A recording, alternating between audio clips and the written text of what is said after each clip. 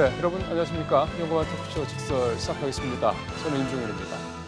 맨손으로 창업을 해서 30년 만에 재계 2위까지 회사를 키웠던 인물이 있습니다. 지금은 공중분해됐지만 대우그룹의 김우중 회장입니다.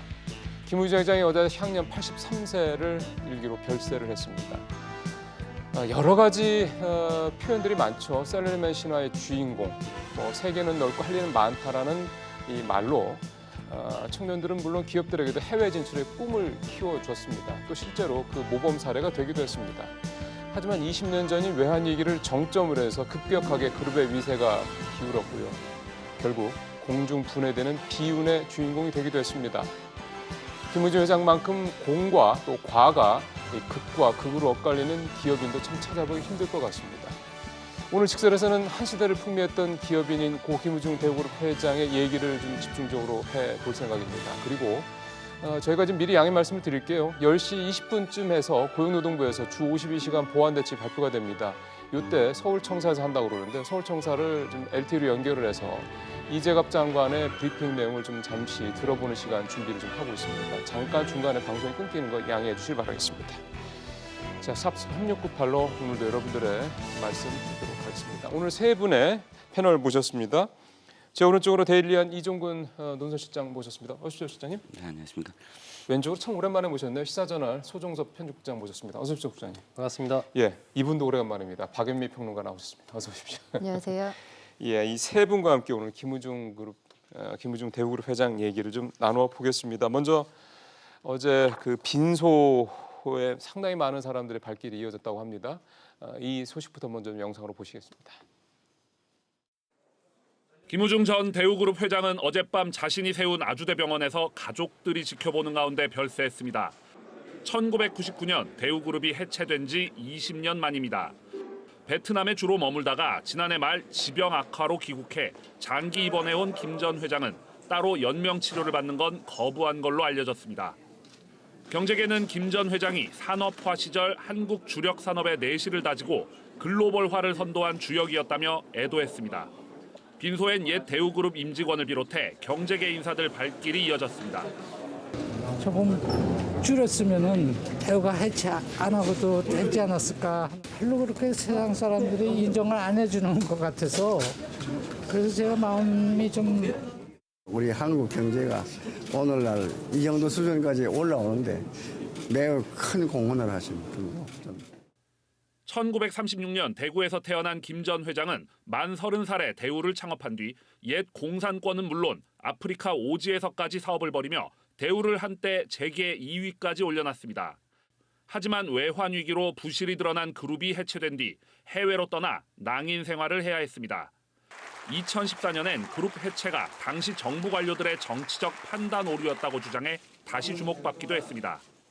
세계는 넓고 할 일은 많다던 자신의 소신대로 베트남에서 인재 양성 사업을 하며 재기를 노렸지만 끝내 병마를 이기지는 못했습니다.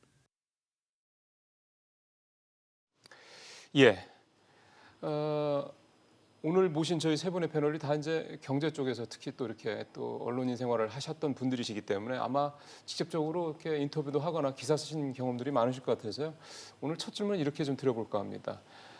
자, 이 실장님. 네. 이 실장님이 기억하는 김우중 회장은 어떤 분이셨습니까? 네, 저는 서울경제신문, 그러니까 경제지에서 80년도 후반부터 90년도를 이렇게 계속 근무를 했었는데 그 당시에 김우중 회장을 기억하면 제일 잘 나갈 때잖아요. 예, 그렇죠.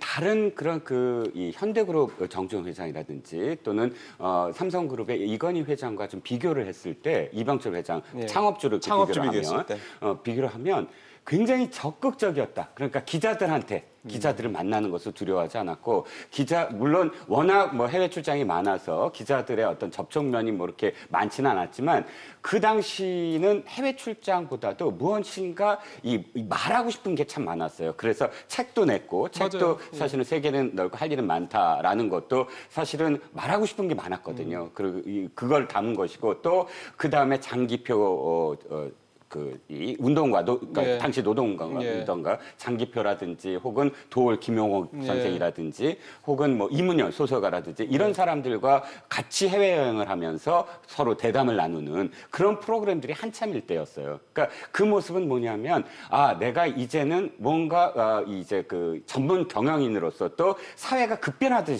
시기였거든요. 정치적으로, 경제적으로, 사회적으로. 그 급변하는 시기에 자기도 무엇인가 역할을 해야 되겠다. 이런 사명감 같은 게 있으셨다라는 것이 당시에 기자들이 기억하는 김우중 회장이었다고 볼 수 있겠네요. 그렇군요. 그러니까 이병철 삼성 창업주나 정주영 현대 창업주와 좀 다른 면이 네. 그런 어떤 적극적인 거, 뭔가 자기가 좀 얘기하고 싶은 게 많았다라는 거, 뭔가 세상을 좀 바꾸는데 뭔가 자기 역할을 하고 싶었다 이런 것들이 있었다. 알겠습니다. 이게 이제 우리 이 실장님이 기억하시는 김우중 회장이었고요. 소 국장님은 어떤 인연이 있으셨어요? 저는 제가 이제 90년 초에 세계는 넓고 할 일은 많다 이 책을 읽었는데 이게 나온 게 1989년 아닙니까? 예. 그때만 해도 사실 제가 이제 대학 다닐 때인데 이 어떤 글로벌이라든지 외국에 나간다든지 이 세계라는 용어 이런 용어 자체가 그렇게 낯선 시기였죠. 맞아요. 예. 그렇기 때문에 굉장히 그 책이 준 어떤 충격이랄까 그런 것들이 굉장히 컸고 지금 와서 돌이켜 본다면 지금이야 외국 방문하는 것이 뭐 이웃 나라 이웃 동네 가듯이 이제 요즘 젊은이들 많이 나가지만 그 당시에 그런 얘기를 선구적으로 했다라는 것은 그렇죠. 굉장히 진취적인 어떤 그런 부분을 보여줬고 이 글로벌로 가는 대한민국에서의 선도적인 그런 모습을 보여준 경영인이지 않았나. 물론 나중에 이제 끝나는 마무리가 뭐 좀 멋지지는 못해서 아쉬움이 남지만 어쨌든 김우중 하면 제가 머릿속에 딱 기억하는 것은 세계 경영, 글로벌로 맞습니다. 간 한국의 대표적인 경영자 뭐 이런 이미지로 남아 있습니다. 그 과학 문제는 이따 얘기 좀 하죠. 네. 예. 자, 우리 박평론가님은 이 세 분 중에서는 어쨌든 좀 후배로서 이제 언론인 생활을 하셨었는데 어떤 기억이 나세요? 저는 90년대 이제 대학을 다녔는데 저희 세대가 기억하는 대우라는 그룹은 저희 때 이제 전경련 회장이었어요. 그렇죠. 당시에 수출론을 통해서 사실은 기업이 무너져 가는 와중에도 우리의 살 길은 수출밖에 없다. 수출을 통해 이 난관을 극복해야 한다. 물론 당시 DJ 정부하고는 여러 가지로 생각이 달랐습니다. 마찰을 겪었던 예. 그런 기억이 하나 있고 사실 영상으로 기억되는 부분이 상당히 많아요. 대우라는 그룹이 특히 대우전자의 그 광고들을 보면 지금 다시 돌려서 봐도 신대우 가족이라고 아마 기억하시는 분들 계실 텐데 드라마 형태로 연쇄적인 광고를 내보냅니다. 파격적이었어요. 파격적이었죠. 당시에 유인촌 씨가 남편, 김미숙 씨가 부인이고 그 집에 그 김미숙 씨 동생으로 나왔던 분이 박상원 씨인데 그 가족의 일상과 일상생활에 등장하는 것들이 뭐 캠코더, 네. 공기방울 세탁기, 임팩트 TV 뭐 이런 것들이었거든요. 이걸 통해서 사람들에게 정말 강력하게 글쎄. 기술도 좋고 이미지도 좋은 그런 대우전자 제품을 홍보했던 아주 앞서가는 기업으로 기억을 하고 있습니다. 그 말씀하시니까 저는 탱크주의 요 네. 브랜드도 탱크주의. 기억이 나요. 네. 그러니까 이게 뭐냐면 탱크라는 건 어떻게 보면 남성의 전유물 같은 느낌이 드는 어떤 하나의 피사체인데 그거를 가전과 이렇게 매치를 하면서 그만큼 튼튼하다 네. 또는 굉장히 뭐 가전제품이라는 게 이제는 어떻게 보면 여성의 전유물이 아니라 남성들도 이제는 가전제품에 좀 익숙해질 때가 됐다는 어떤 그런 거를 세상에 좀 화두를 던진 게 아닌가.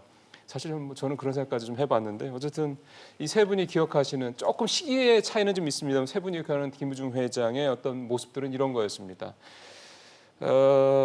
김우중 회장의 옛날 얘기를 하나만 좀 여쭤보겠습니다. 그럼 우리 이 실장님한테 여쭤보는 게 좀 적절할 것 같네요. 15살부터 그러니까 중학생 때부터 이제 사회 현장에 나가서 돈을 벌었다. 네. 밑에 요즘 말로 따지면 이제 소년 가장이었죠. 네네. 그럴 만한 사정도 있었다고 그러고 네. 직장을 다니면서도 능력이 두드러졌고 네. 그리고 앞서도 뭐 리포트에 나왔습니다만 30살에 또 회사를 차렸고 네. 참 드라마틱한 그런 삶을 이미 초창기 때부터 시작을 했네요. 네, 그렇습니다. 사실 사업수완이 도드라지게 나타난 건 가정 형편 때문이었던 것 같아요.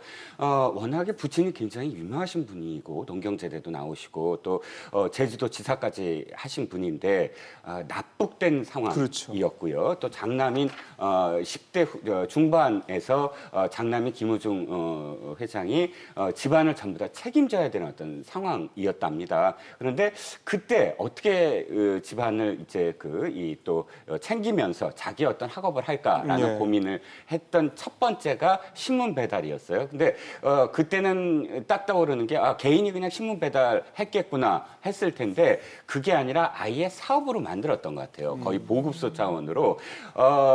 이게 신문 배달 그 당시가 60년대이니까 이 수금이라든지 이런 것들이 굉장히 힘들 때였어요. 다시 찾아가서 돈 달라 이런. 그런데 아예 신용으로 거래를 하면서 보급망을 확대를 해서 대구에서 굉장히 그 알려진 그런 어떤 그런 그 신문 배달망을 확보를 했다라고 알려지고 있고 또 뭐 대학 시절에는 냉차를 팔았다. 또 처음 입사한 한성실업에서는 이 싱가포르에 가서 인도계 기업인들과 만나서 물량이 너무 넘쳐서 소화할 수 없을 지경으로 수완을 보였다라는 일화들이 남아 있죠. 그만큼 정말 어떻게 보면 이제 사업가로는 좀 타고났다 이런 표현을 해도 과언이 아닐 정도로 상당히 어렸을 때부터 그런 모습들을 좀 보여왔는데 그게 결국은 이제 30살이라는 그 당시에는 참 상상하기 힘든 그런 나이에 이제 무역회사를 차리는 식으로 이제 현실화가 된 거고 그게 뭐 이를테면 이제 우리가 잘 아는 드라마 미생이라는 드라마에 또 모티브를 주기도 했고요. 이게 이제 우리가 좀 김우중에 대해서 알고 있는 일종의 단편들이죠.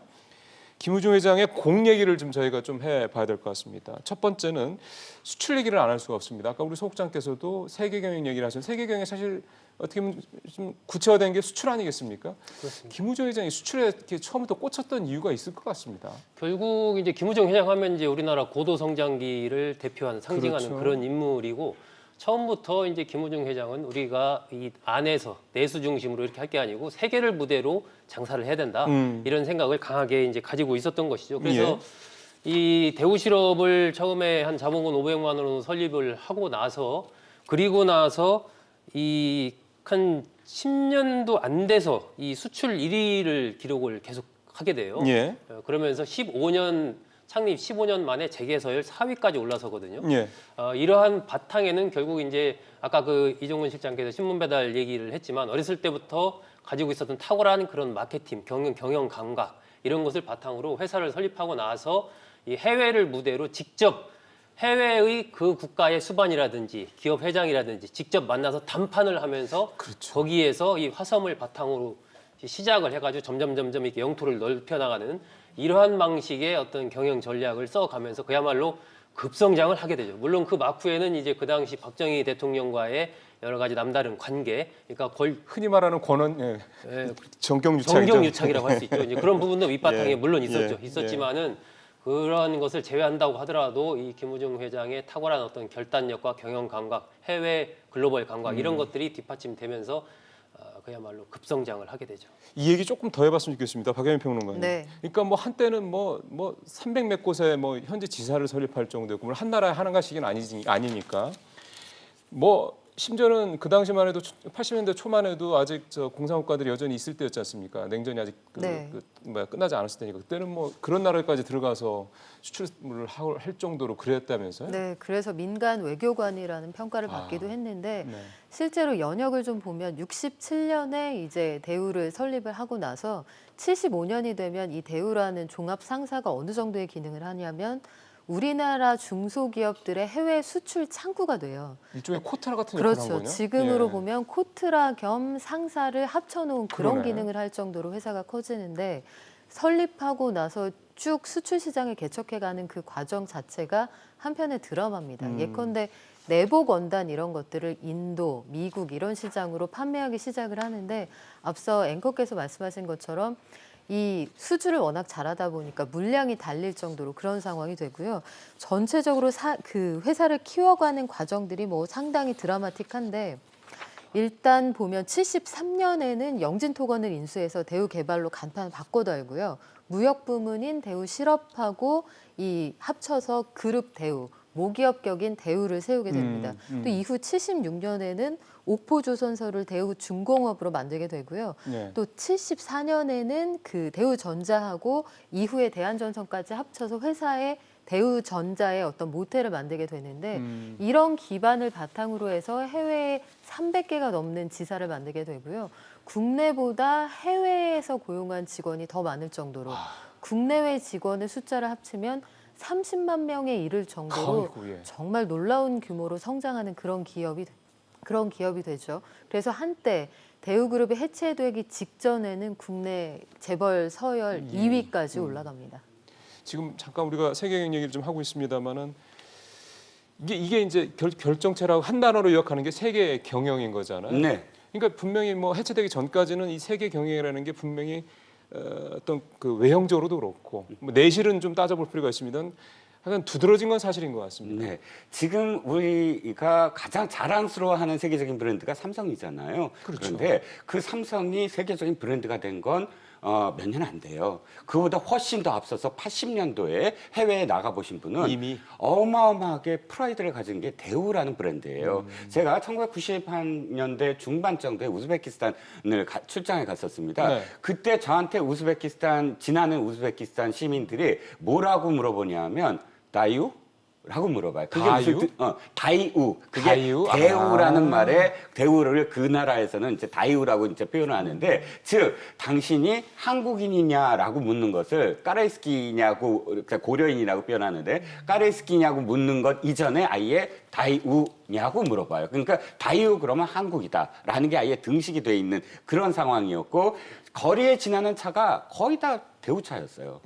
그리고 하시모프 당시 대통령이 뭐 국제적 행사를 하면 해외 외교관들보다 김우중 회장을 바로 옆에 앉혔다 할 정도로 그러니까 우즈베키스탄만이 아니라 당시에 이제 헝가리라든지 루마니아라든지 동구권이 무너지자마자 아예 거기를 뛰쳐들어가서 하나의 어떤 독립국가가 되는 과정 속에서 거기에 최초의 어떤 대통령이라든지 수반이라든지 이런 사람과 인연을 맺고 시장을 확대하는 그런 탁월한 촉과 또 이런 어떤 대인관계 뭐 또는 시장을 넓히는 어떤 추진력 이런 것들이 합쳐져서 말씀하신 세계 경영의 또 다른 이름은 대우라는 브랜드를 세계적으로 그렇죠. 알렸다라는 거예요. 코리아도 붙여서. 그렇죠. 그래서 사실 대우가 이제 해체되면서 가장 아까워했던 건 대우 브랜드가 사라지는 것. 세계의 인지를 높이기 위해서 그만큼의 어쨌든 투자와 그만큼의 희생과 그만큼의 어떤 과정들이 있는데 그 과정이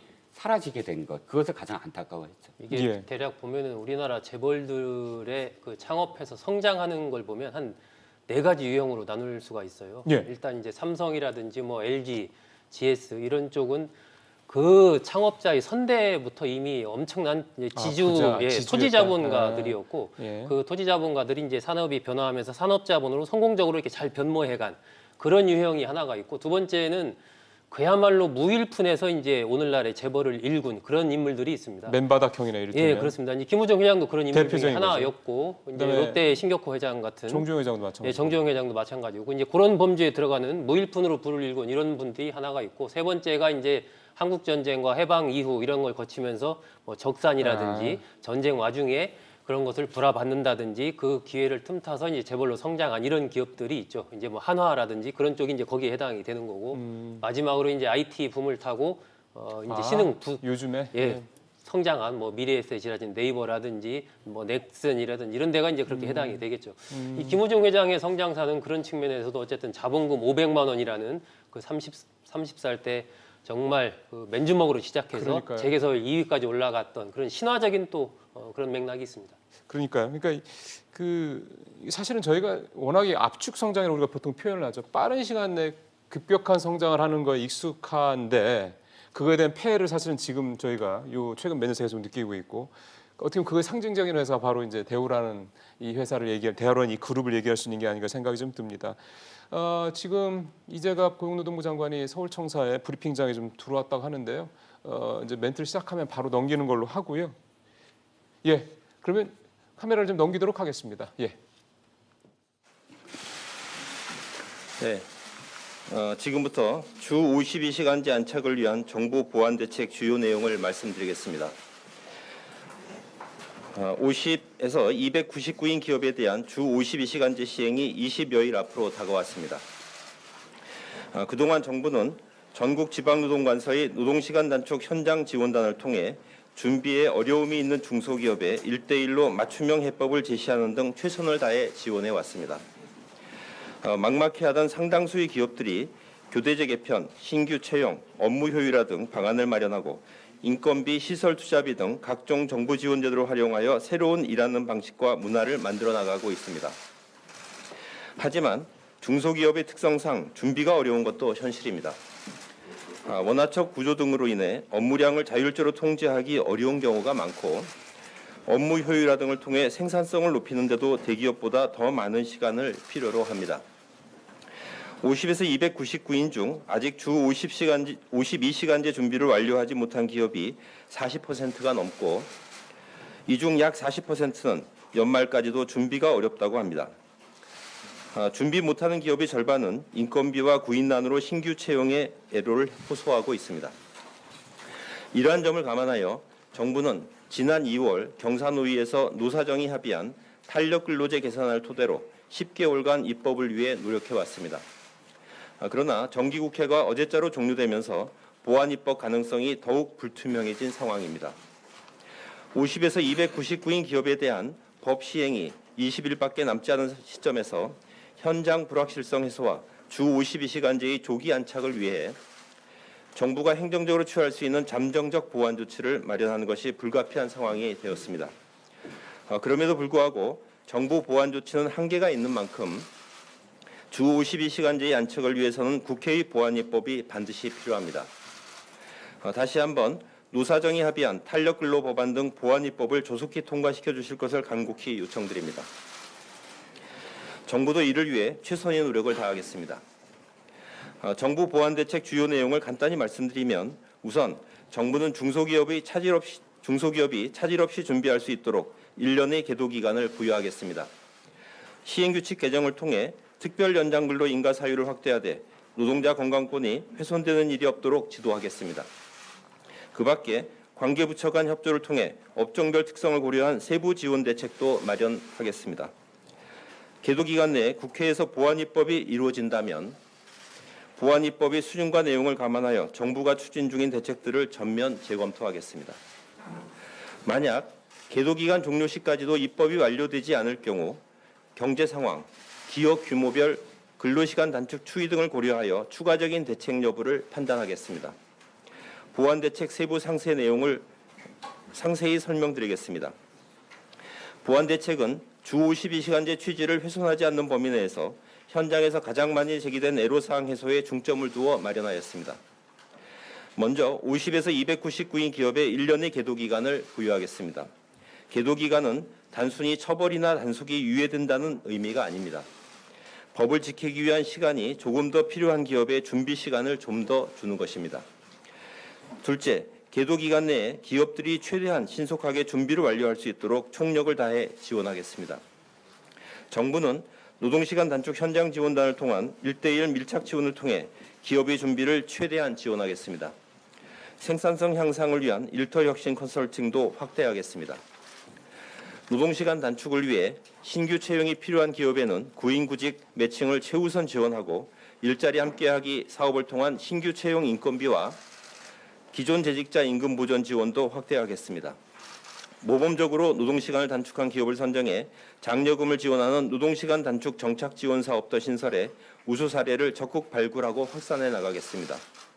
다양한 지원에도 불구하고 내국인 구인이 어려운 기업에 대해서는 외국 인력 총량은 유지하되 기업별 배점을 조정하는 방식으로 외국 인력 지원을 한시 확대하는 방안도 검토하겠습니다.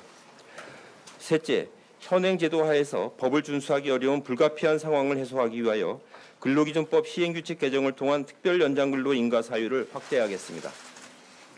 현행 재해 재난의 수습을 위해 필요한 경우 이외에도 인명보호나 안전의 확보, 갑작스러운 기계 고장 등 돌발적인 상황에 긴급한 대처가 필요한 경우, 통상과는 다른 업무량의 대폭적인 증가가 발생하고 이를 단기간 내에 처리하지 않으면 사업에 중대한 지장이나 손해가 초래되는 경우, 연구개발 업무 중에 국가 경쟁력 강화, 국민 경제에 미치는 영향 등을 고려해 꼭 필요한 분야에 대해서도 특별 연장 근로를 허용할 계획입니다.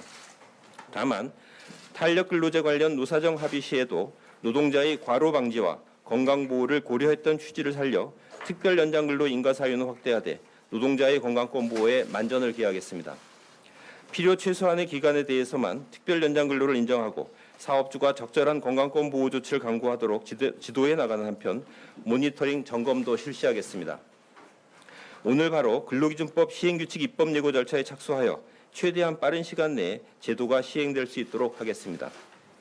아울러 노동시간 제도 개선과 함께 관계부처와 협조하여 업종별 애로사항과 구조적 문제를 해결하기 위한 업종별 지원 대책들을 추진합니다. 노동시간 단축에 어려움을 겪는 중소제조업체에 대해서는 정책자금과 기술 보증을 우대 지원하고 스마트 공장 등 시설 설비 구축도 최우선 지원할 예정입니다. 건설업의 경우 주 40시간 기준으로 적정 공기가 보장될 수 있도록 공기 산정 기준 법제화를 추진하고 주 52시간제에 따른 노임 증가 시 건설공사 단가에 적기에 반영할 수 있도록 변경된 표준시장 단가 산정 체계를 적용합니다. IT 소프트웨어 분야의 경우 공공 부분에서 우선적으로 장시간 근로를 유발하는 발주 문화를 개선해 나가겠습니다. 적정 사업 기간 확보를 위해 전 부처 및 공공기관 조기 발주를 추진하고 과업 변경 시 계약 금액 조정, 지체 상금 한도 설정 등의 내용을 포함한 소프트웨어 표준 계약서를 개선 보급할 예정입니다. 사회복지 생활시설에 대해서는 교대 인력을 확보하기 위한 예산 반영을 추진하는 한편 휴가 교육 등을 위한 대체 인력도 지속 지원합니다. 문화예술, 스포츠, 관광 등 분야별 노동시간 단축 가이드를 제공하고 노동시간 단축 관광 스포츠 기업 대상 융자도 신규 추진하는 한편 신설하는 영화 분야 강소 제작자 육성 펀드를 통해서도 제작 현장의 표준 계약서 확산에 힘쓰겠습니다.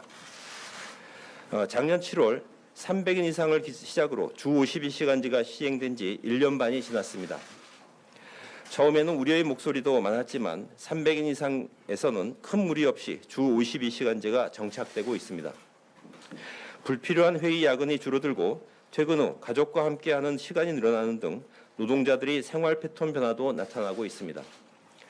주 52시간제는 과로 국가에서 벗어나 일과 생활의 균형을 찾고 일하는 방식과 문화를 바꿔 생산성 높은 일터를 만들기 위해 반드시 완성해야 할 국가적 과제입니다.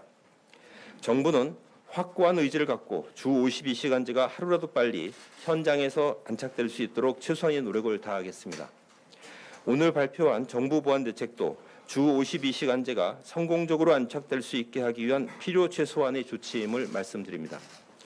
300인 미만 역시 어려움이 있겠지만 노화사 그리고 정부가 함께 잘 준비한다면 주 52시간제가 빠른 시간 내에 안착되고 노사 모두 윈윈할 수 있는 긍정적 변화들이 나타날 것입니다. 노화사가 합심해서 노동시간을 줄이고 주 52시간제를 지킬 수 있는 방법들을 찾아주시기를 부탁드립니다.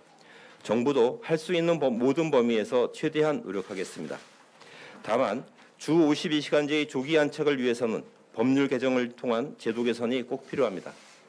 현장에서 가장 요구가 많은 탄력근로제 개선도 법률 개정 사항입니다. 다시 한번 탄력근로동 보완 입법의 신속한 처리를 간곡히 부탁드립니다. 자, 이상입니다. 예, 이제 질의응답 시간을 갖도록 하겠습니다. 관계부처 실국장께서는 예. 요 내용들은 저희가 이제 잠시 후에 백브리핑에서 이제 자세히 저희 기자들을 통해서 여러분들께서 좀 더 이제 이해하시기 쉽게 이렇게 요약을 하고 또 설명을 해서 말씀을 드릴 것 같고요. 저희는 이제 조금 끊어지긴 했습니다만 다시 이제 김우중 회장 얘기로 돌아오도록 하겠습니다. 앞에서 저희가 김우중 회장이라는 분이 누구였느냐 얘기 좀 들어봤고요. 어렸을 때 사업성이 굉장히 뛰어났다. 그리고 이제 30살에 창업을 해서 수출, 그러니까 무역회사를 차려서 이제 처음부터 수출에 꽂혀서 이른바 세계 경영이라는 거를 이제 대한민국에 처음 이제 어떻게 화두를 던졌고 또 많은 젊은이들 기업들한테 글로벌이라는 거, 세계에 나가야 된다라는 거 이런 거에 대한 도전 의식, 어떤 그런 생각들, 아이디어들 그런 것들을 심어줬다 이렇게 좀 저희가 얘기를 했습니다.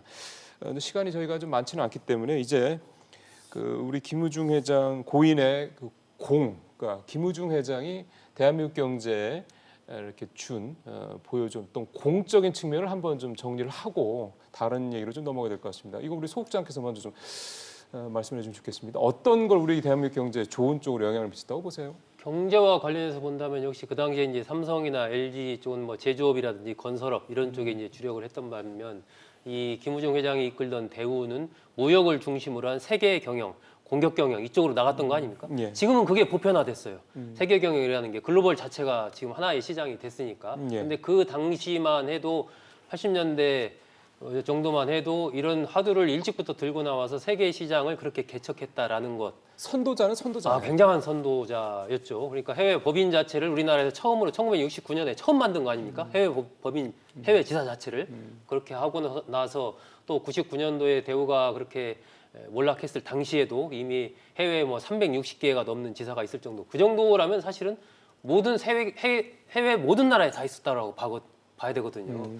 그 정도의 어떤 우리 한국인의 그 글로벌 도전 정신 이런 것들을 그야말로 경영에서 보여준 심어주고 심어준 그런 인물이다 이렇게 평가할 수 있을 것 같습니다. 예, 박 변호사님 어떤 네. 걸 공이라고 보세요?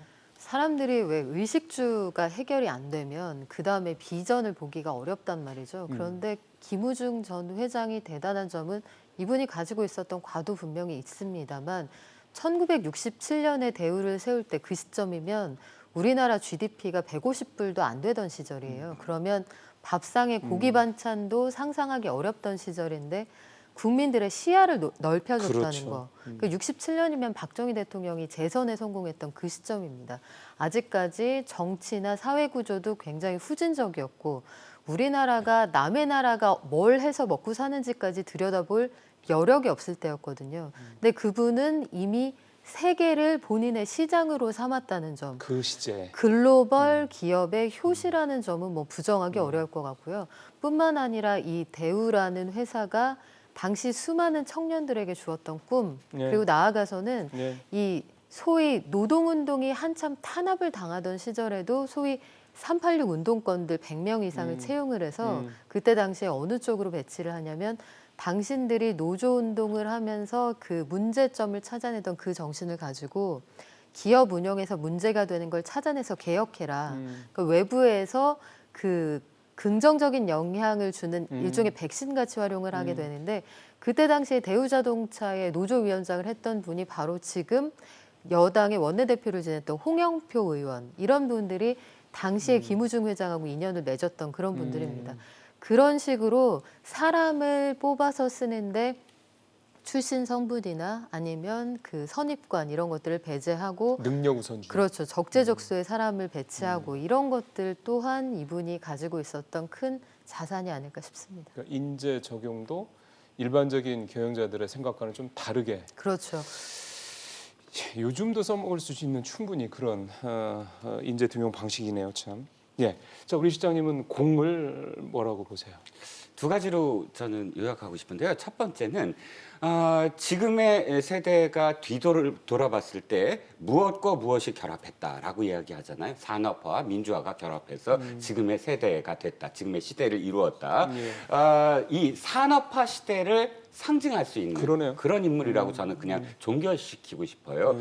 시기별로 보면 60년대와 70년대와 80년대의 김우중 회장의 역할은 60년대는 철저하게 수출이었어요. 그 대우 실업을 이끌면서 수출에 우리나라의 어떤 수출의 기반을 닦았다면 70년대는 영진토건 인수해서 대우건설 만들고 대우전자 만들고 이런 어떤 부실 기업들을 인수하면서 하나의 어떤 그룹으로 확장하는 시기. 예. 그 다음에 80년대는 적극적으로 동구권이라든지 혹은 세계에 뛰쳐들어가서 시장을 개척하던 시기. 세계 경영 시기. 예, 이렇게 80년대까지 이루어지는 그런 그 단계별로 산업화가 초기가 되고 산업화랑 똑같은 우리나라 산업화의 성장 과정을 그대로 대우 그룹이 보여줬다고 볼 수가 있거든요. 그러니까 처음부터 어떤 제조라든지 이런 부분에 털을 닦은 것들을 다 해외에 내다 팔면서 또 전체적으로 그 그룹 경영이 산업화 시대에는 걸맞는 어떤 상황이었거든요. 그래서 그룹 경영을 하고 시장을 놓고 하는. 그런데 결국은 과에서도 말씀드리겠지만 그 과정보다 그 결과가 더 중요했다. 그러니까 과정의 어떤 선순환보다는 결과가 좋으면 네. 무엇이든지 다 좋다라는 그렇죠. 그런 경영이 결국은 민주화라는 그 물결을 맞으면서 스스로는 변혁하고 싶고 스스로는 거기에 걸맞는 리더가 되고 싶었지만 그 민주화의 물결 속에서의 그 뭐랄까요? 그러니까 공을 말씀드리면 마지막으로 자본가가 아니라 스스로는 경영인으로 남고 싶었으나 기업인으로. 그러니까 경영인으로 예. 자기 스스로는 예. 경영자라고 생각을 했어요. 오너가 아니라 사실 자기는 전문 경영이다라고 남고 싶었으나 민주화의 세대 물결들은 자본가다. 기업, 그렇죠. 재벌 총수다. 이런 어떤 그런 낙인으로서 물러날 수밖에 없는 그런 뭐 파란만장한 일생이었다라고 평가하고 싶습니다. 예. 그러니까 자꾸 이게 사실은 공과 가가 자꾸 좀 이렇게 말씀하시면서 어쩔 수 없습니다. 이거는 자꾸 이제 일부 겹칠 수밖에 없는 내용이어서 잠시 뒤에 이제 저희가 과 부분은 분명히 좀 살펴봐야 될 거긴 하고요. 과 쪽으로 넘어가기 전에 중간에 좀 저희가 쿠션을 좀 질문을 한 2가지 좀 준비했습니다. 하나는 대우의 기업 문화가 독특했다라는 얘기들을 많이 해서 대우의 기업 문화 얘기를 먼저 좀 하나 좀 여쭤보겠습니다. 박평론가님. 네.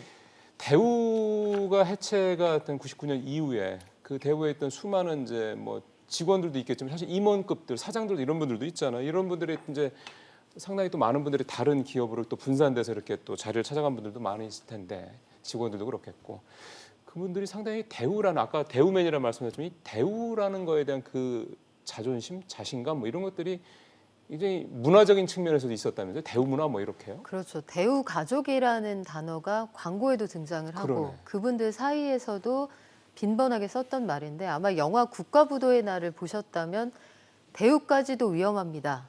그때 당시에 한국 경제를 상징하는 단어였던 거예요.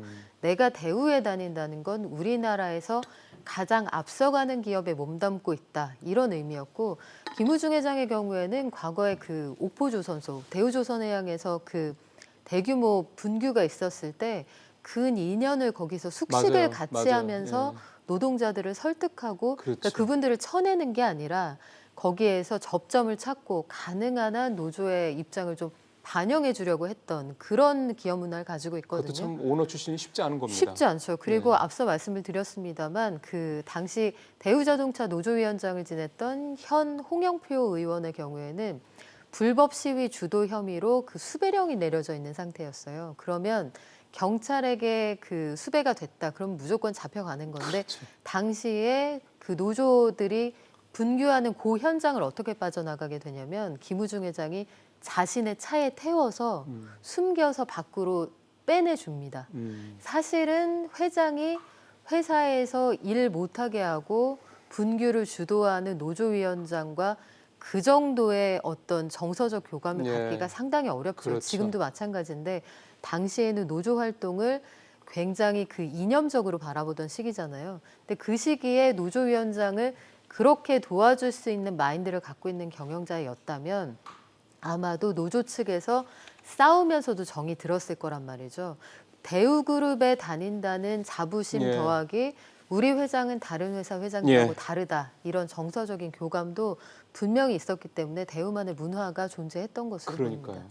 대우나 얘기 조금만 더 해보겠습니다. 길지만 않게 좀 부탁드릴 텐데 소장님이 이제 언론 시절이나 그 보실 때 대우 출신들이 좀 어떤 식으로 이렇게 좀 퍼져나갔습니까? 예전에 이제 대우 이후에 대우 출신들은 저는 보면 이제 좀 결속력이 강하다는 생각이 들어요. 다른 삼성, 물론 현대도 그런 문화가 좀 있지만 다른 대기업들에 비해서 대우 출신들은 지금도 꼬박 모임을 갖고 있고 또 김우중 회장에 대한 어떤 충성심이랄까요? 이런 것들이 굉장히 강하고 그런 부분이 아마 그 바탕에는 이 대우맨 그 당시 우리나라의 수출을 주도했던 상사맨 하면은 이제 대우맨을 상징을 그러니까요. 했던 거고 그런 부분에 대한 강한 자부심 이런 것들이 밑바탕에 깔려 있던 것으로 보이고 네. 뭐 대우 출신들이 그 뒤에 많은 여러 가지 움직임을 보였지만 우리가 좀 알만한 인물은 이제 서정진 그 셀트리온 회장 같은 뭐 그런 분이 이제 대표적인 이제 대우맨이라고 할 수 있는데 어쨌든 그 당시에 그 상사맨들에게 심어졌던 그런 도전 정신,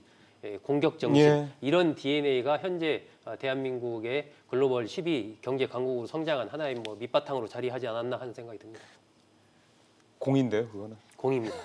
대우 문화는 우리 이 실장도 좀 한 네. 말씀 대우 문화에 대해서 예. 혹시 에피소드 같은 거 재밌는 거 있으시면 한 말씀 좀 좋겠어요. 에피소드보다는 저는 저 기업 문화 비교할 때 언제나 이 얘기가 많이 나와요. 그 어떤 거냐면 강을 건너는데 다리가 없어요. 그러면 기업 어떻게 할 건가? 현대는 있는 돌들 전부 다 하나씩 박으면서 다리를 만들면서 건넌다가 이제 현대 문화. 삼성은 다리가 있는데도 두들겨보고 있는 다리 두들겨보고 건넌다. 근데 대우는 다리 건널 시간이 없다. 그냥 비행기 타고 해외에 나가서 판다. 뭐 이렇게 그 얘기하거든요. 즉 이게 제조냐 아니면 건설이냐. 그러니까 삼성은 어차피 제조였고 그렇죠. 지금 반도체 문화를 뭐 상징하듯이 굉장히 마이크로하고 철저하게 다시 검증하고 그런 문화를 돌다리 두들겨 본다고 했다면 현대는 건설 무조건 안 되면 되게 하락이었고 대우는 그런 고민할 시간 있으면 빨리 나가서 팔아라라는 거거든요. 즉 확실히 다르네요. 그렇죠. 그러니까 김호중 회장이 가르쳤던 건 이거예요. 기술 왜 기술 개발을 지금 당장 서두르느냐? 그거 할 시간 있으면 그거 사오면 돼. 내다 파는 게 더 급해. 뭐 이 말이 조금 좀 오해의 여지가 있긴 하지만 그럼에도 불구하고 당시에 대우의 어떤 그런 이 문화 자체가 사람들에게 가르쳐줬던 것의 문화 자체가 우리는 지금 시간이 없다. 이 시간에 어떻게 하면은 예. 우리의 어떤 목표를 달성할 수 있을 것인가 과감하게 도전하고 또 그 도전에 대해서 실패하더라도 이 걱정하지 마라. 네. 라는 사실 지금도 왜 가르치잖아요. 네. 경영에서 이야기 많이 하잖아요. 실패하더라도 계속 실패를 네. 거듭해서 노하우를 걷게 만드는 그것이 가장 중요하다고 지금 이야기하지만 김호중 회장이 가르쳤던 게 바로 그런 어떤 정신이 아닌가 싶습니다. 예, 그 가리켜서 이렇게 육성을 한다라는 거, 인재를 이런 부분에서도 조금 더 좀 생각이 좀 다른 창업자들이랑 좀 달랐던 부분이 분명히 있는 것 같습니다. 이것도 어떻게 따져보면 공이라고 볼 수가 있는 건데 결과적으로 이 얘기 하나만 더 좀 여쭤볼게요. 왜 이 인재 육성 관련된 부분이 중요하냐면 고인이 이제 들어와 수감이 됐죠. 일단 해외 도피했다가 들어와서 이제 수감이 돼서 이제 특별사면으로 나와서 간 데가 베트남입니다. 이건 우리 박평론가한테 네. 좀 여쭤보겠는데요. 거기서 이제 청년 인재 육성하는 프로그램을 했단 말이에요. 굳이 베트남에서 우리나라 젊은이들이 거기 많이 갔다는 얘기 들었고 뭐 그 얘기 좀 한마디 더 해주시죠. 네. 어떤 거였어요? 2011년부터 시작한 사업인데 GYBM이라고 해서 우리나라에서 중급 정도의 어학 능력을 가진 친구들을 현지화해서 현지에서 취업도 시키고 그리고 그 나라와의 어떤 산업에 교류할 수 있는 그 바탕도 만들겠다. 뭐 이런 프로그램이었는데요. 2011년에 40명으로 시작을 해서 지난해까지 1000명 정도가 이른바 이 김우중 사관학교를 거쳐간 것으로 통계가 잡혀 있습니다. 예. 현지 취업을 넘어서 이제 현지에서 뿌리를 받고 그 나라에서 창업을 해서 거기에서 새로운 부가가치를 만들어낼 수 있는 청년 창업가들을 만들어 보겠다는 큰 꿈이 있었던 거예요. 실질적으로 이걸 통해서 현지에 자리 잡은 청년들이 꽤 많다고 하는데 국내에는 그렇게 많이 알려져 있지는 않습니다. 그러니까요. 네. 아마 그런 것들도 지금 저희가 지금부터 얘기를 나눌 이 과의 또 하나의 또 아쉬운 면이 아닐까 생각이 듭니다. 좀 남은 시간 동안은 이제 우리 김우중 회장이 우리 경제에 미친 과적인 측면도 좀 살펴보겠습니다. 일단은 아마 많은 분들이 궁금해하시는 게 왜 재계 2위까지 갔던 회사가 그러니까 그게 98년도, 97년, 98년 그때거든요. 그러고 나서 99년에 공중분해됐으니까 해체가 됐으니까 불과 1, 2년 사이 이렇게까지 정점에서 나락으로 떨어졌냐 이 부분에 대해서 궁금하신 분들이 여전히 많으실 것 같습니다. 이 얘기를 좀 먼저 좀 말씀을 드리고 난 다음에 김 전 회장이 평소에 계속 주장했었던 기획 해체설 얘기 부분에 대한 근거도 좀 따져보고 마지막으로 이제 결론적인 부분을 좀 여쭤볼 텐데요. 이 소국장님, 네. 대우그룹이 그때 공중분해 99년도에 이제 해체가 됐잖아요. 네. 그때 왜 해체가 된 거였던 겁니까? 핵심적인 원인은 결국 두 가지라고 봐야 되지 않을까 싶습니다. 첫 번째는 이른바 이 재벌의 고질적인 문제라고 많이 지적이 됐던 문어발식 경영. 확장. 네. 예. 아까 이제 이종건 실장이 설명하는 과정에서 대우실업 창업 이후에 70년대 들어서 뭐 영진토건 인수하고 또 자동차 회사도 인수하지 않습니까? 세한자동차. M&A를 엄청나게 했죠. 계속 예. M&A를 해오잖아요. 이게 한 40개 이상 회사를 갖게 되는데 그 과정에서 결국 아까 김우중 회장의 평소 생각은 기술이 없으면 기술을 사면 되고 예. 사업은 내 돈으로 하는 게 아니다. 사업은 뭐 돈이 필요하면 그건 빌려서 하면 된다. 이런 생각을 갖고 이렇게 이제 사업을 하는 그런 스타일이다 보니까 예. 이렇게 계속 확장해 오는 과정 자체에서 굉장히 이제 부채 같은 것들이 늘어났던 거죠. 97년 기준으로 한 29조 정도 부채를 갖고 있었던 것으로 예. 파악이 되고 있고 그것이 이제 98년 들어서 44조까지 급격하게 늘어나거든요. 예. 부채가. 그러다 보니까 어쨌든 당국 입장에서는 이런 상황 속에서는 이게 대우가 쓰러지면 가만히 뒀을 경우에 한국 경제 전체가 무너진다. 이른바 대마불사군요. 예, 그런 부분에 대한 판단을 하게 되면서 결국은 대우가 이제 워크아웃 상태로 들어가게 되는데 그런 부분에서는 결국 이게 우리가 산업화 사회를 거치면서 어떤 급속 성장을 하게 되고 예. 그 과정에서 어쨌든 권력과 일정한 우호적인 관계를 맺게 되고 그런 것들이 우리 자체적으로 할 때는 그게 가능했는데 예. 외환위기라는 이 전대미문의 사태를 맞으면서 국제적인 기준을 우리나라에 적용해야 해야 되는 그렇게 내몰리지 않습니까 우리가? 예. 그러니까 부채 비율도 뭐 200%로 맞춰라, 구조조정해라, 차입금 뭐 전부 다 예. 줄여라 이런 것들에 대해서 그 김우중 회장은 받아들일 수가 없었던 거죠 구조적으로. 예. 그러니까 나는 구조조정 안 한다. 예. 어떻게 부채 비율 200%를 맞추냐? 예. 외환위기를 탈출하려면 그런 식이 아니고 오히려 더 수출을 저리로 용자를 해줘서 수출을 더 진흥을 해야 된다. 이런 식의 어떤 이 논리를 네. 가져가니까 네. 그런 부분들은 그 당시에 네. 외환위기를 맞은 이 김대중 정권이나 정책당국 입장에서는 사실 예. 받아들일 수가 없는 이제 그런 상황이 됐던 거죠. 그러면서 이제 결국 예. 워크아웃 상태까지 몰리게 된 거죠. 당시 재판부의 판결 내용 중 일부만 좀 말씀을 드리면요. 법원의 판결은 세계 경영이 대우그룹이 이렇게 부실하게 된 가장 큰 원인이다 이렇게 분석을 했고요. 외환위기 이후 기업 환경이 굉장히 악화됐는데도 여전히 외형 확장을 계속했다. 그러니까 자꾸 부채가 늘어난 거죠. 그래서 이런 부분들, 그러니까 계속 돈을 쓰는데 들어오는 돈은 없으니까 부채는 자꾸 늘어나는 이 구조가 결국은 대우가 해체된 가장 큰 이유였다. 이렇게 법원 판결문에는 이런 내용들이 적시가 좀 돼 있습니다. 자, 법원 판결까지 말씀을 드린 이유는 이제 대우그룹이 해체된 이유에 대한 부분을 이제 좀 더 들어가기 위해서인데요. 박 평론가님, 네. 대우그룹 해체설, 소위 말하는 기획 해체설이라는 얘기가 사실 그 이후에 계속해서 나왔습니다. 또 고인이 주장한 부분이기도 하고 왜 이런 얘기가 나온 겁니까? 이른바 음모론인데 그렇죠. 대우에 몸을 담았던 분들 그리고 김우중 전 회장의 입장에서는 굉장히 아쉬웠을 수가 있을 것 같아요. 당시에 이 워크아웃 계획을 정부에 제출을 하거든요. 삼성의 가전을 넘기고 그러니까 전자를 넘기는 대신 자동차를 받아서 주력 계열사를 한 10개 정도로 간추린 다음에 회사를 영속해 보겠다. 이게 대우의 초안이었는데 이걸 정부가 받아들이지 않습니다. 41개에 이르던 그 계열사들을 수를 10개 미만으로 줄이겠다. 이런 계획도 이제 수용을 하지 않고 결국은 단기 회체를 갚는 데 실패하면서 회사가 무너지는 그렇죠. 거거든요.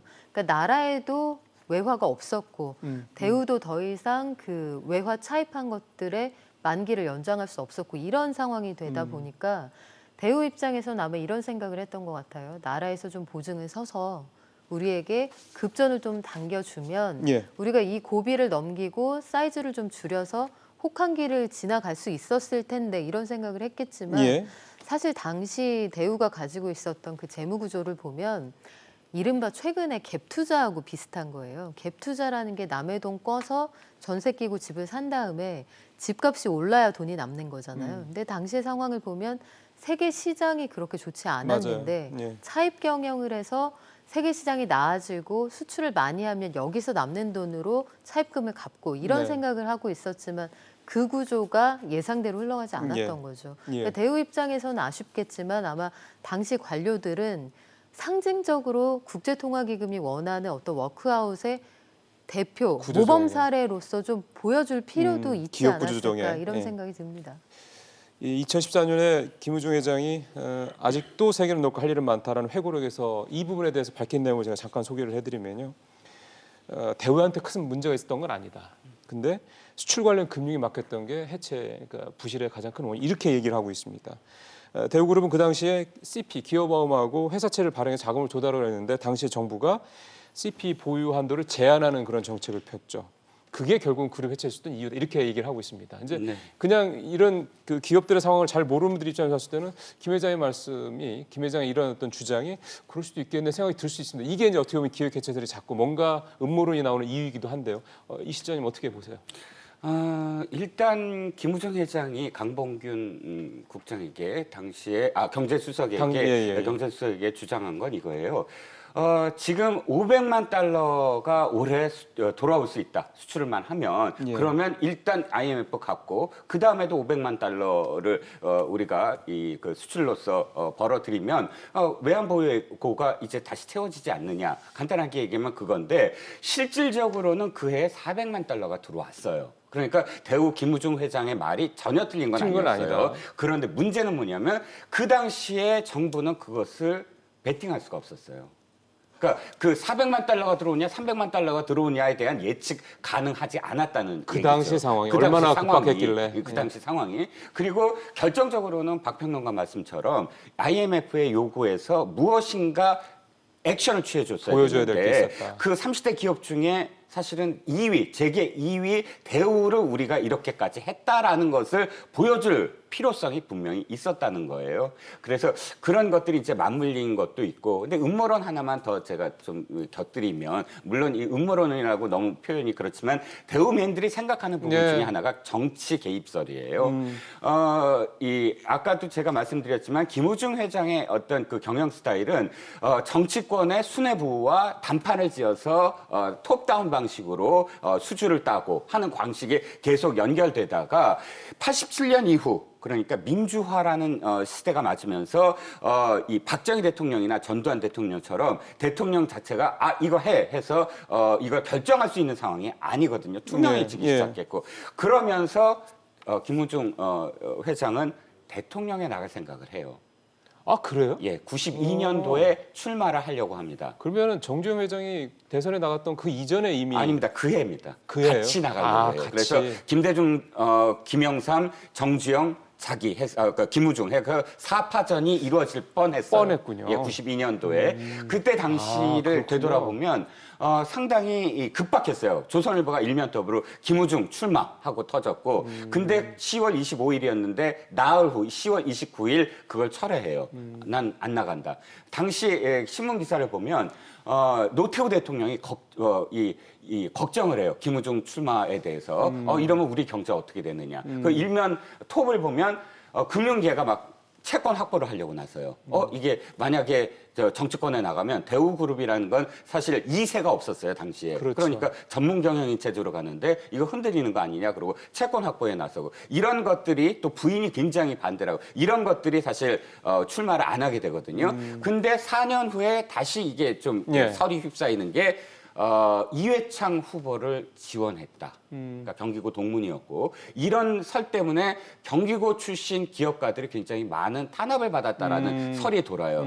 그게 딱 맞물리면서 98년도 이 IMF가 터지면서 그런 어떤 정치적인 그런 역학관계 속에서 또 탄압의 일환이 아니냐, 이런 설도 대우맨들은 주장을 하고 있습니다. 예.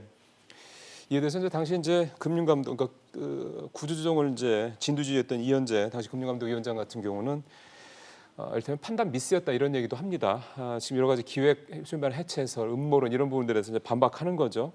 특히 이제 구조조정을 적극적으로 추진하는 과정에서 삼성이나 현대나 다른 기업들은 굉장히 적극적으로 정부가 원하는 대로 가고 있는데 제일 말 안 듣는 게 대우였다, 뭐 이런 얘기들도 실제로 나오고 있고요. 그러니까 어쨌든 당시 이제 정부 김대중 정부 입장에서 봤을 때는 구조조정을, 그러니까 이를테면 IMF 외환 얘기를 좀 넘겨야 되는데 그 넘기는 과정에서 대우가 그다지 그렇게 협조적이지는 않았다라는 거는 뭐 지금 봐도 크게 틀린 말은 아닌 것 같습니다.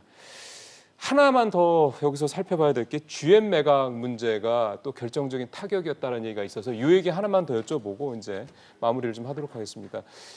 그 당시 GM이 한 6조, 7조 정도 처음에 제안을 했다가 결국은 1조 2천억에 이제 팔렸고, 그것도 나머지 그 금액도 상당 부분은 또 산업은행에서 대출도 해주고 그래가지고 사실상 거의 거저 먹었다 이런 얘기가 사실 있었어요. 그래서 헐값 매각 논란이 사실 있었거든요.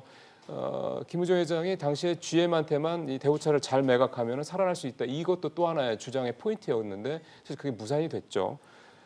그 부분도 또 이제 기획 해체에서 음모론의 또 하나의 이유이기도 한데, 근데 GM은 원래 대우하고 굉장히 관계가 오랫동안 돼 있던 데라 서로 대우는 GM은 대우를 잘 알고 있는 상황이었는데, 그 당시 대우가 어려워지는 상황을 GM이 알고 있었는데 이렇게 쉽게 대우가 김우중 회장이 GM에게 막 거의 모든 걸 사활하다시피 하는 게 과연 의미가 있었냐라는 평가는 좀 해봐야 될 것 같습니다. 그러니까 이제 아까도 말씀드린 대로 김우중 회장의 어떤 경영이 원활하게 되기 위해서는 이 선순환 구조가 돼야 되거든요. 선순환 구조의 핵심은 돈이 계속 들어와야 됩니다. 돈이 계속 들어와야 그 돈을 바탕으로 인수합병을 하고 해외에 자꾸 지사를 만들어가고, 그러면서 거기서 매출을 발생해서 팔고, 이 구조가 계속돼야 되는데 이 돈이 들어오는 부분이 막히지 않습니까? 아까 뭐 기업법이나 회사채 이런 부분에서 제한이 오게 되고, 그 제한이 오기 전에 일본의 그 노무라 증권에서 그 당시에 대우그룹의 비상벨이 울렸다, 빨간불이 켜졌다 이래가지고 이제 보고서가 나와요. 노무라 증권 보고서 유명하지 않습니까? 그러면서 그것이 이제 계기가 되면서 대우그룹의 이른바 유동성 위기 이런 부분들이 시장에 가시화되기 시작하고, 그러다 보니까 정부에서도 기업법이나 이 회사채 부분에서 제한 조치를 내리게 되고 등등등 이렇게 하다 보니까 돈줄이 막히지 않습니까? 예. 돈줄이 막히니까 김우중 회장이 결국 거기서 이제 생각했던 것이 그런 GM과의 관계 속에서 이 GM 쪽에 차를 팔아서 네. 돈을 확보해서 또 이제 탈출하려고 노력을 많이 하는데 그것도 뭐 뜻대로 안 되죠. 그 예. 상황이 되면 결국 이제 뭐 기업들이 다 그렇지만 뻔히 상대의 사정을 알기 때문에 그러니까요. 어떤 개인적인 친분 관계나 그동안의 사업 관계를 떠나서 이 굉장히 대우가 위기에 몰려 있는 상황에서 그런 부분이 쉽지 않게 되고 결국은 그게 이루어지지 않죠. 그렇죠. 예, 않게 되고 나중에 이제 뭐 상당 부분 헐값이라고 볼 수 있는 부분으로 팔려 나가게 되는데 김우중 회장으로서는 그런 부분들이 결국 정부가 안 도와줬기 때문에 그런 거 아니냐. 예. 그래서 결국은 그런 식으로 헐값으로 팔려 나가게 됐고 만약에 그때 좀 도와줬으면 훨씬 더 잘 팔 수 있었고 대우도 살릴 수 있었다 이렇게 이제 주장을 하지만 아까도 말씀드린 대로 핵심은 두 가지입니다. 결국은 대우의 예. 문어발 경영 그리고 그 속에서의 그 어떤 이 부채의 증가 이런 부분에 대한 관리들이 예. 제대로 안 되고 새로운 자금 유입 창구가 막히면서 그냥 사람으로 치면 동맥경화가 탁 걸린 거예요. 예. 그 상황에서는 뭐 워크아웃 상태로 들어갈 수밖에 없는 것이 그 당시 글로벌 기준이 아니었나 싶습니다. 예. 뭐 김우중 회장이 여러 가지 뭐 기획 해체설 이런 얘기를 하면서도 본인이 스스로 시인하는 부분은 이제 분식회계 부분은 이제 본인이 시인을 했습니다. 분식회계를 뭐 해서 이제 그거를 자기 개인의 어떤 사적인 재산을 키우는데 늘리는데 뭐 착복을 하지는 않았다 얘기는 합니다만 어쨌든 분식회계 규모가 알려진 것만 해도 40조가 넘으니까요. 이제 좀 마무리를 하겠습니다. 대우그룹 아까 CJ에서도 보셨지만 해체될 당시에 부채 규모가 거의 90조 원에 육박을 했고요. 공적 자금 투입된 것만 30조 원이 넘습니다. 대우에 투자한 사람들이 굉장히 많았겠죠. 주식에 이런 분들 다 사실 투자금 잃은 거고요. 거의 다. 직원들은 뭐 또 수십만 명이 일자리 잃었을 겁니다. 해외, 뭐 국내 말할 것도 없이요. 법원이 판결한 추징금만 17조 원인데 고인 이제 별세를 하고 난 다음에 이 17조 원 어떻게 환수할 거냐에 대한 것도 사실은 거의 뭐 의미가 없다라는 얘기가 나옵니다. 이런 부분들을 좀 가지고 이제 마지막으로 이제 세 분한테 질문을 드리겠습니다. 김우중 회장이 대한민국 경제에 미친 과는 어떤 것이냐? 우리 박평룡 의원부터 한 말씀 해주시죠. 경영인에게 가장 크게 요구되는 덕목은 사실은 일자리 안정성이에요. 월급을 제때 주고 그 노동자의 가족이 한 치 앞을 내다볼 수 있게 한다. 경영인의 가장 큰 덕목입니다. 그런데 김우중 회장의 경우에는 큰 꿈을 주고 크게 시야를 넓혔다는 측면에서는 평가할 부분이 있지만 무리한 차입 경영을 통해서 결국 회사가 무너짐으로써 수십만의 근로자들이 거리로 나앉게 되거든요. 그리고 당시 기억해 보시면 아시겠지만 노조에서 김우중 체포단을 결성을 맞아요. 해서 예. 전 세계 그 비행기를 타고 뭐 폴란드, 헝가리, 루마니아로 날아다니면서 이 사람을 잡아오겠다 했을 정도로 그 노동자들이 받은 타격이 그쵸. 상당히 컸습니다. 예. 우리나라 경제사의 큰 인물이었음에는 뭐 이견이 없겠으나 역시 그 개인적으로 바라던 그 비전 때문에 무리한 경영을 예. 함으로써 수많은 사람들의 인생을 바꿔놨다. 이 부분에 대해서는 분명히 책임져야 될 부분이 있을 것 같습니다. 소 국장님은요? 한마디로 말씀드리면 외화 내빈 경영, 그러네요. 예, 거품 경영을 했다. 이렇게 이제 볼 수 있는 거죠.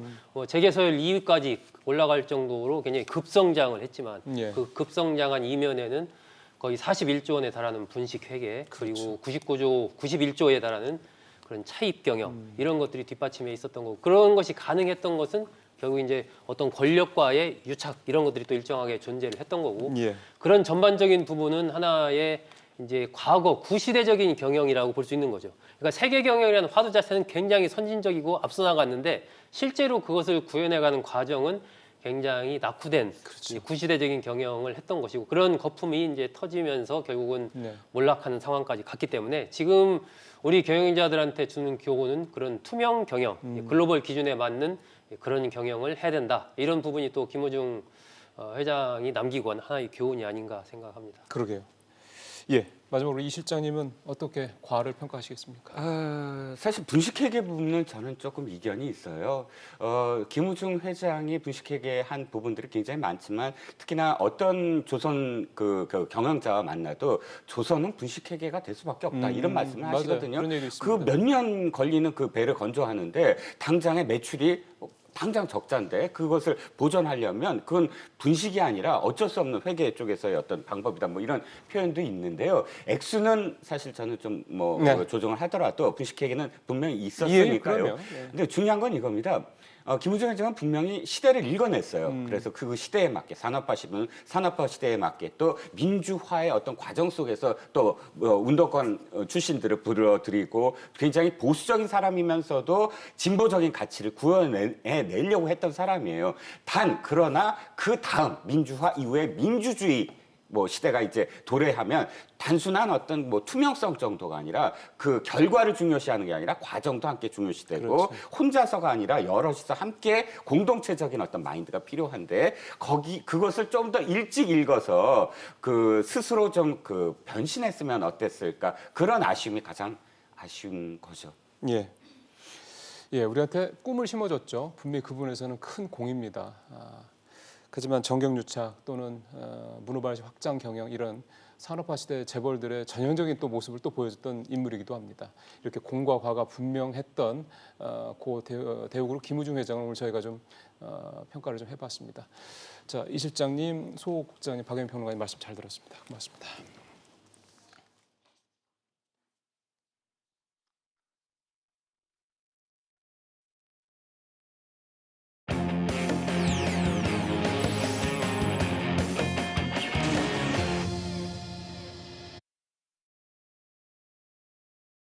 평론가님 들어가세요. 예. 예, 512조 원 규모의 내년도 예산안이 어젯밤에 정말 우여곡절 때 국회 본회의를 통과가 됐습니다. 일단 형식적으로는 강행 처리가 된 거죠.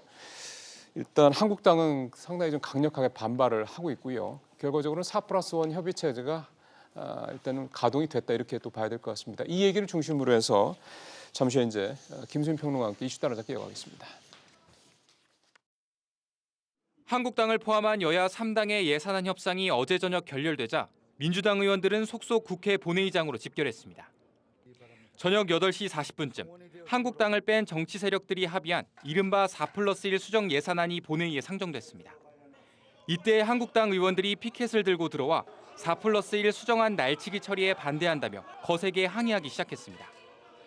본회의장은 곧 아수라장이 됐습니다.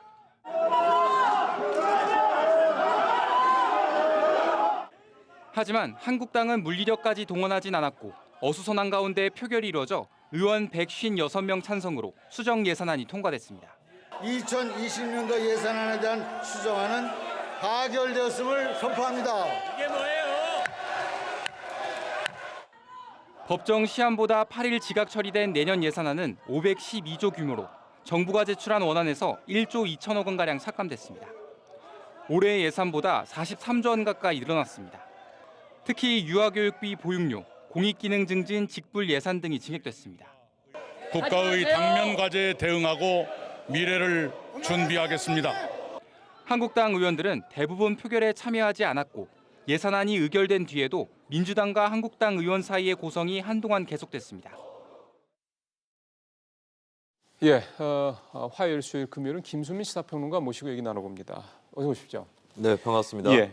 그러면 어제 통과된 예산안 1조 2천억 원 정도 감액된 예산안 이거는 그 합의의 주체가 이 예산안 합의의 주체는 4+1 협의체 이렇게 이해하면 되는 거죠? 그렇습니다. 민주당이 애초에 합의했었던 그 기본 틀이었던 4+1 그 안이 이제 바른미래당이나 자유한국당과의 여야 3당 협상에서의 새로운 안을 도출을 못하면서 우리가 원래 그 전에 마련했던 안대로 가겠다라고 하는 그 민주당의 의도가 관철이 됐다고 볼 수 있겠습니다. 예. 유아교육비, 보육료, 공익기능 증진, 직불 예산 등이 증액이 됐다고 그러는데 보통 우리는 예산은 이제 깎는 걸로 많이 이해를 하고 있어서 혹시 그럼 깎인 쪽은 어디라고 보면 됩니까? 깎인 쪽은 이제 뭐 4+1 협의체에서 이제 경제 예산이라든지 일부에서 이제 이게 꼭 필요한 거냐 뭐 그런 의문들이 제기된 그런 예산들이 있고요. 이게 예산안의 전반적인 그 과정을 좀 보면 좀 어떻게 보면 허망한 것이 자유한국당에서도 4조 원 삭감 얘기를 했고 결과적으로는 1조 2천억 원 삭감이고 이런 식인데 이게 500여 조가 넘는 예산입니다. 513조니까. 예, 그렇다면은 사실은 이 정치권이 예산 규모에 있어서 그렇게 큰 차이를 놓고 과연 싸우고 있느냐. 이걸 봤을 때는 그러네요. 10%도 안 되는 거니까. 그렇습니다.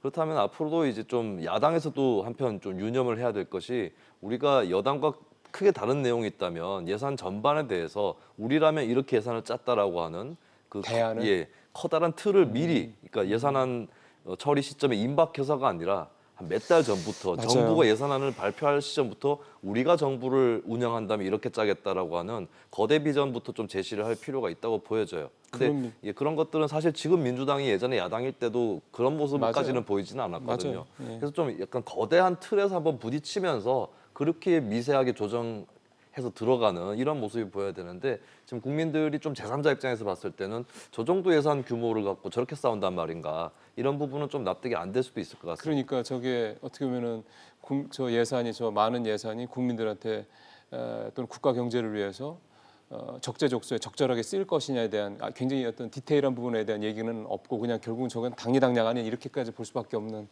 그런 또 이유도 될 수가 있겠네요. 어제 예산을 얘기 조금 더 해야 되겠습니다. 일단은 아까 이제 우리 시청자분께서 지금 화면에 좀 나오네요. 보시는 것처럼 한국당은 강력 반발을 했는데 이것 때문에 그런지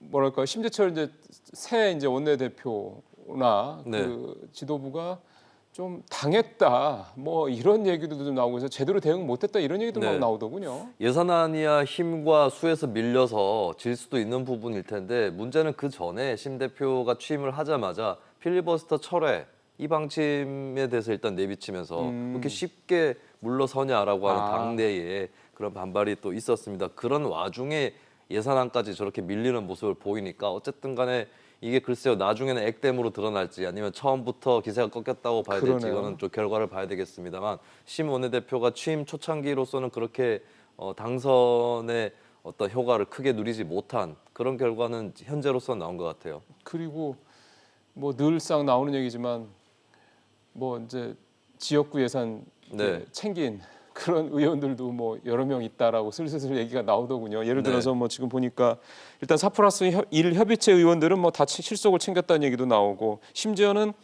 밤생 농성 중이었던 자유한국당 의원들도 일부가 또 예산 챙겼다는 얘기가 나오고 이런 걸 쪽지 예산입니까? 이게 어떻게 이해해야 됩니까? 이게 여러 종류가 있어요. 그러니까 평소에 좀 열심히 노력해서 정부가 마련한 예산안에 이미 들어있는 그런 예산도 있는 거고요. 예, 그게 안 들어가 있고 이제 개수 조정 단계에서 쪽지로 밀어넣은 그것을 뭐 쪽지 예산을 막을 수 있는 그런 법적 제도적 장치는 없기 때문에 그 심의 와중에 또 정액이 될 수가 있는 부분이거든요. 그런 것들에 걸쳐져서 지역구 예산은 역시나 챙겨갔다. 결국에는 매년 그런데 요즘 추세가 SOC 특히 대형 SOC 예산은 좀 줄어드는 추세가 있었거든요. 하지만 정부 예산안을 제출할 때는 그런 게 보였는데 막상 심의 의결 다 끝나고 나서 최종 예산서를 보면은 SOC는 생각보다 늘어 있습니다. 왜냐하면 지역구 예산들이 들어가 있기 때문에. 그런 풍경이 뭐 이번에도 벌어졌다고 볼 수 있죠. 그런 분들 공천 받아야 될 텐데요. 공천 못 받으면 남한테 좋은 일하는 거 아닙니까? 근데 이게 좀 의원들도 사실 다선 의원들은 어느 정도 알고 있을 수도 있는데 예산을 얼마나 지역구에 챙겨왔느냐 이것이 사실 당락을 꼭 결정하지는 않더라고요.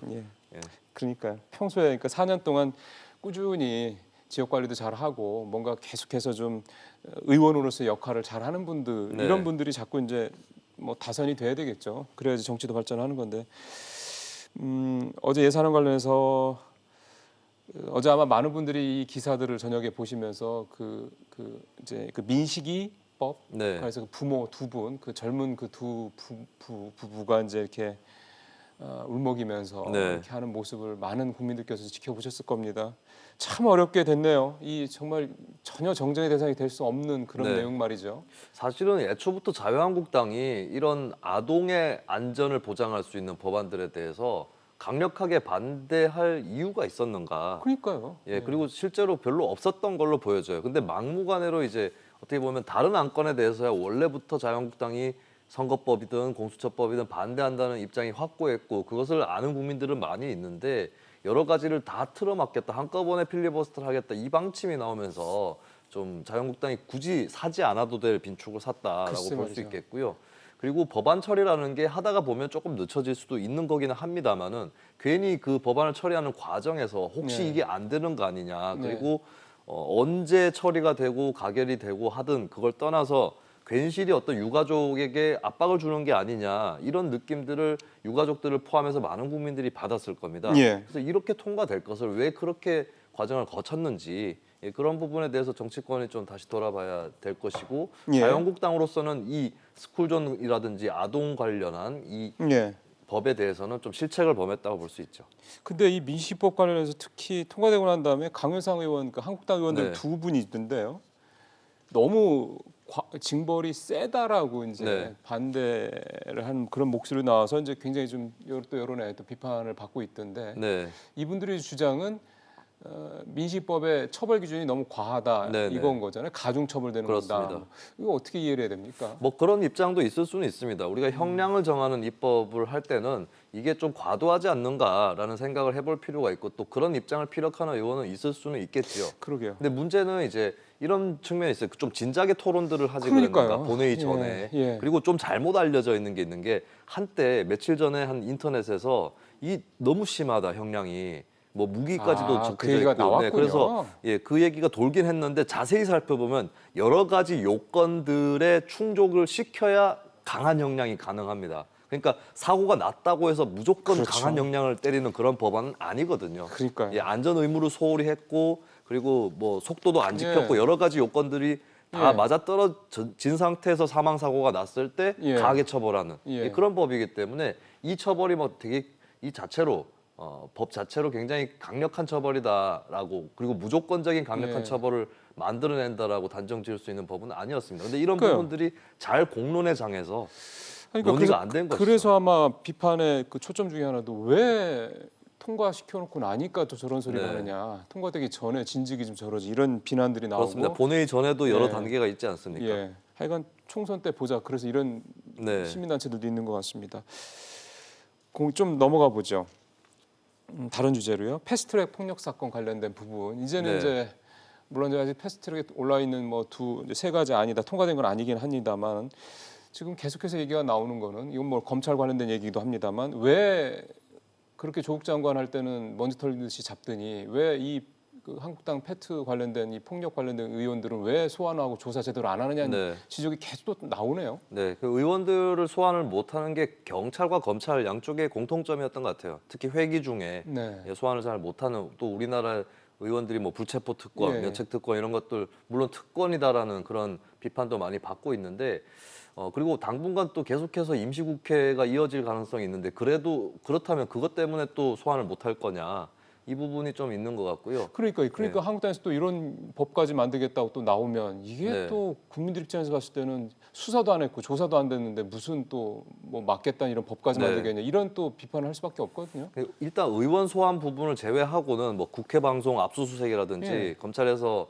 조치들을 했고 이제 어떤 언론에서는 이제 좀 검찰이 혹시 야당의 눈치를 보는 거 아니냐 이런 보도가 나오니까 또 다른 언론에서 올해 내로 기소하겠다라고 하는 검찰의 방침이 발표가 되긴 했습니다. 어쨌든 예. 검찰 입장에서는 이제 이거는 뭐 다른 사건하고 비교할 이유도 없고요. 이 자체로 그러니까요. 의원이 뭐 시민의 한 명이기 때문에 예. 법대로 처리하는지 그것을 조만간에 빨리 보여줄 것이라고 그렇게 보는 것이고 지금 또 나오는 얘기는 자유한국당에서 이 협상을 통해서 국회법의 패스트트랙 관련한 그 폭력에 대한 처벌 조항이라든지 이런 것들을 삭제하자, 국회법을 개정하자, 그렇게 함으로써 아예 처벌을 피해가자라고 하는 얘기가 나오고 있죠. 그리고 이게 공교롭게도 수달 전에 홍준표 전 대표가 SNS를 통해서 예. 이런 협상으로 풀어야 된다라는 얘기를 했었어요. 그때 강대강 대치였고 그때는 네. 이런 국회법 개정 얘기가 안 나왔는데 이제는 좀 눈앞에 다가오니까 부랴부랴 좀 자유한국당에서 나오는 그런 분위기입니다. 사실 또 이 문제가 빨리 해결이 돼야 또 이 중에서 또 여러 의원들이 또 공천을 받아서 내년 총선에 나갈 수도 있을 텐데 네. 그런 문제들도 있고 하니까 빨리 좀 이 문제는 해결을 해줘야 될 것 같은데요. 알겠습니다. 지금 쭉 나오는 얘기인데 사실 또 저런 한국당의 어떤 제안을 과연 민주당이나 다른 현재 좀 그 예산 통과하는 과정에서 이렇게 보여줬던 4+1 이 공조 체제에서 과연 이게 얼마나 또 설득력 있게 또 다가갈지는 또 봐야 되겠습니다. 어제 법원에서요. 검찰이 그 정경심 교수에 대해서 제기했던 공소장에 대해서 변경을 허가를 하지 않았습니다. 이게 이제 무슨 얘기냐면 공소가 그러니까 기소를 2번을 한 거죠. 네. 그렇다면 그 조국 장관이 그 당시에 장관 당시에 이제 청문회 할 때 그때 급하게 기소한 게 하나 있어. 그 이후에 이제 수사를 해서 기소한 게 있었는데 그 두 개가 너무 다르기 때문에 법원에서는 공소장을 첫 번째 거를 두 번째 공소장으로 이렇게 변경해 줄 수 없다. 이걸 네. 불허를 했어요. 그렇습니다. 그래서 이 얘기가 이제 또 그래서 검찰이 계속해서 요구를 하니까 법원에서 이런 식으로 하면은 퇴장시키겠다 이런 얘기까지 네. 나왔고 그래서 결국 이게 검찰이 무리하게 기소한 게 아니냐 이런 사실 또 의혹으로 또 번지고 있더군요. 네, 일단 검찰이 이걸 가지고 같은 사안이죠. 표창장 위조를 갖고 두 번에 걸쳐서 기소를 했지 않습니까? 예.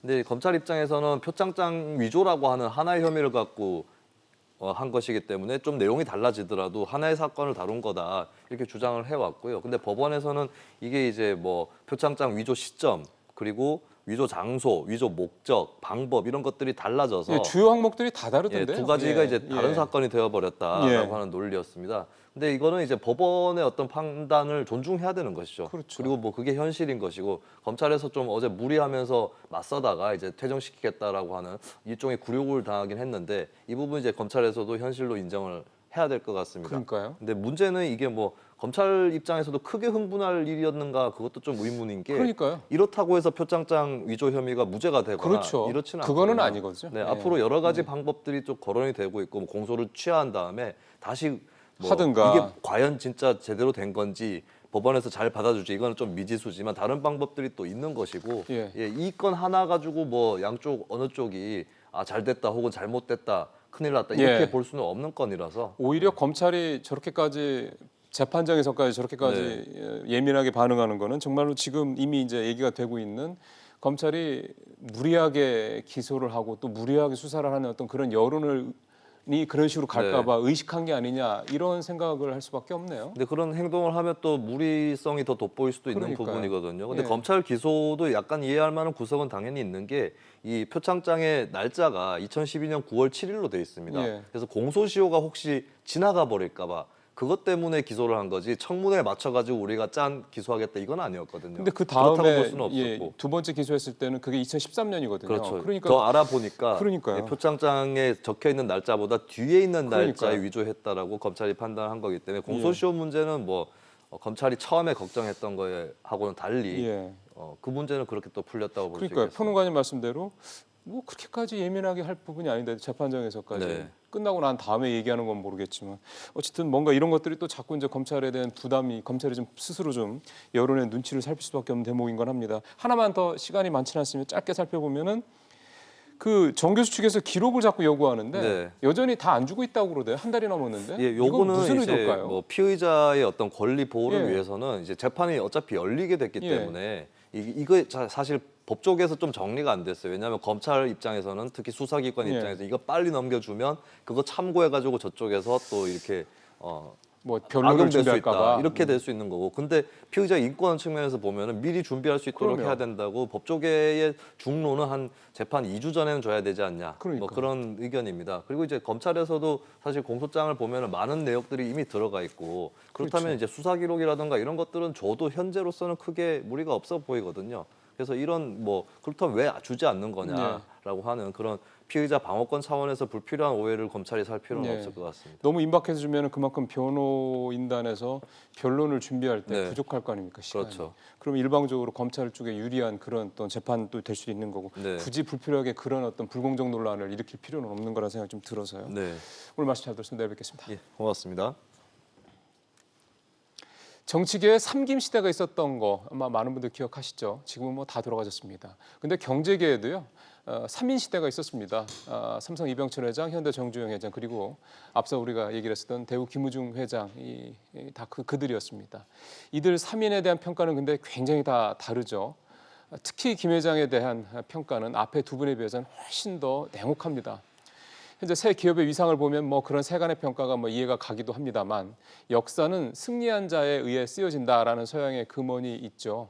이 말을 여기다 좀 원용을 좀 해보면요. 기업은 결국 끝까지 생존하는 곳이 성공하는 곳이다 이렇게 말을 할 수 있을 것 같습니다. 마치겠습니다.